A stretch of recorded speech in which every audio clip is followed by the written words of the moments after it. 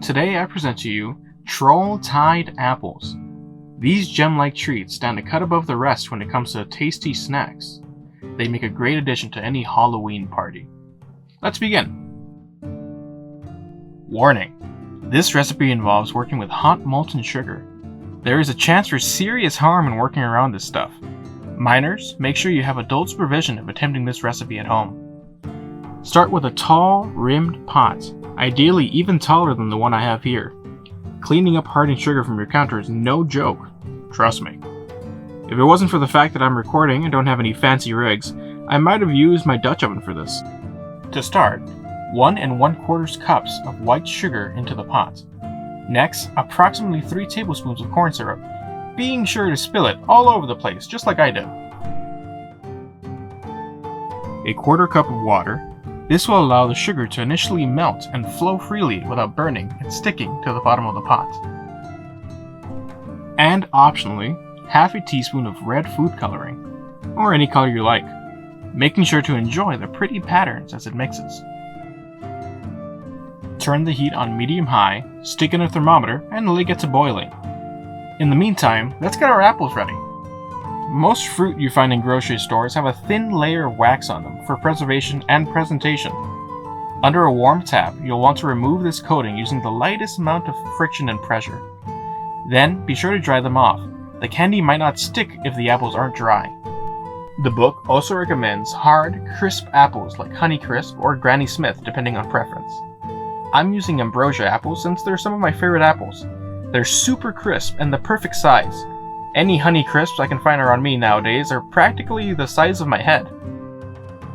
For the sticks, you can use anything you have that will support the apple's weight. These are the stems of some pretty old roses that have dried out completely. I washed them in some soapy water. You can just use popsicle sticks, but note that the length of the stick determines just how close you'll be putting your hand to 300-degree boiling hot sugar. Firmly hold your apple and pierce it, trying your best not to go all the way through. It's not the end of the world if you do, just make sure that you dry it off before candying. At this point, your sugar mixture should be boiling, or close to. You don't have to baby it, but you probably shouldn't leave the kitchen unless you want a ruined pot. Be careful. It will get to about 230 degrees as the water boils off, then all at once it will shoot straight for the 300s.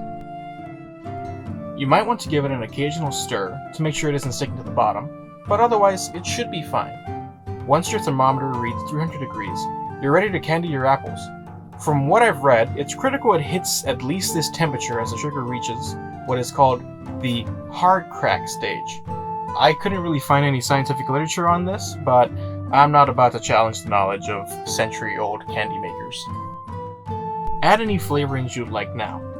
The recipe recommends a 1/4 teaspoon of vanilla extract, but you can put anything.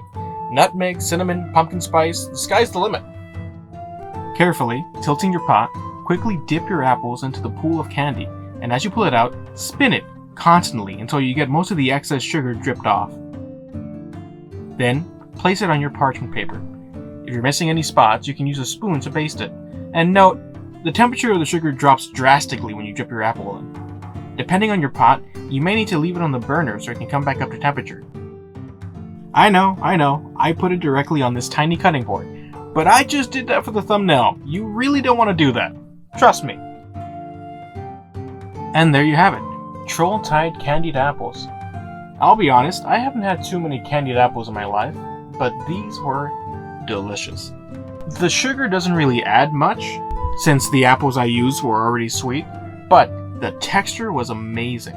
I was worried that the candy layer was too thin, but really what the candy adds is just this really satisfying crunch.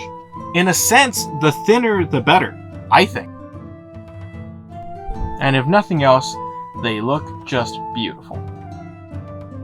Enjoy!